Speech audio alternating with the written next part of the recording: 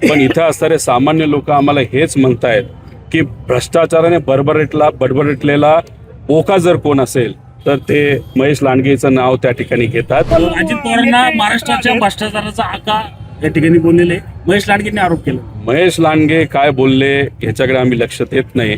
पण इथं असणारे सामान्य लोक आम्हाला हेच म्हणतायत की भ्रष्टाचाराने बडबडलेला बोका जर कोण असेल तर ते महेश लांडगेचं नाव त्या ठिकाणी घेतात.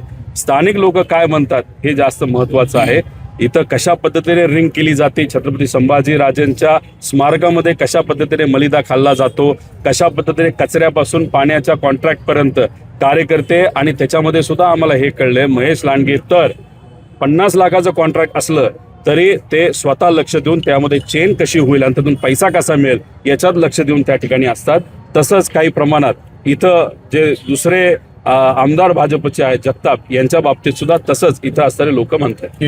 गरुडा म्हणून तुम्ही आता उल्लेख केला, कशाच्या अनुषंगाने होता आणि रॉकीबाई म्हणून तुम्ही दादांना संबोधत आहात, काय नेमकं शहरामध्ये आपण जर बघितलं तर KGF मध्ये आता गरुडा नावाचा जो व्यक्ती होता त्याचं मायनिंग असेल, तिथला पैसा असेल, तिथले कॉन्ट्रॅक्ट असतील, छोटी मोठी कामं असतील, ह्या सगळ्या गोष्टींवर गरुडा कंट्रोल ठेवायचा. महानगरपालिका पिंपरी चिंचवडमध्ये हे दोन जे गरुडा आहेत हे अशा पद्धतीनेच इथं काम करतात. चेन करतात, त्यातून पैसा काढतात. एखादा कॉन्ट्रॅक्ट 20% 30% जास्त किमतीने घेतात. आपण जर मुलांचं शिक्षणासाठी TV बघितला तर 55-60 mm जो TV आहे तो सुद्धा यांनी 1.5 लाखाला घेतला. आता मार्केटमध्ये तुम्ही चला त्याचा भाव काढा, 40,000च्या वर तो त्या ठिकाणी जात नाही.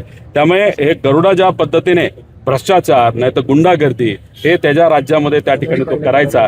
त्यामुळे या दोन पिंपरी चिंचवडच्या गरुडांना असं वाटतं की इथं सामान्य लोकांचं साम्राज्य नाही, हे त्यांचं साम्राज्य आहे.